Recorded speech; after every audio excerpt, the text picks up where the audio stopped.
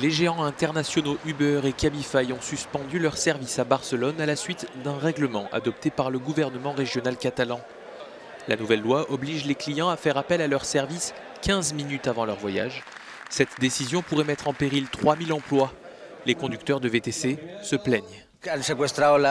Les taxis ont kidnappé la ville de Barcelone.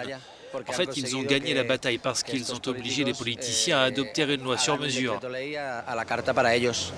Les chauffeurs de taxi sont en grève depuis le 21 janvier pour demander des restrictions au VTC. Ils exigent de se limiter à une licence VTC pour 30 licences de taxi. Ces nouvelles règles sont l'occasion de faire une pause dans leur mouvement social.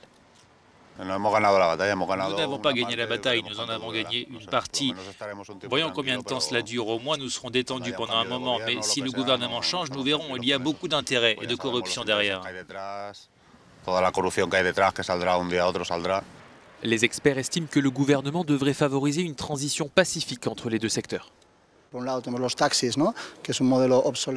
D'une part, nous avons des taxis avec un modèle obsolète et traditionnel qui font du lobbying, ce qui pose de nombreux problèmes aux clients. D'autre part, les VTC ont un modèle commercial basé sur la pénétration du marché. Ils obtiennent une part de marché maximale et lorsque les législateurs s'en rendent compte, il est déjà très difficile de prendre des décisions.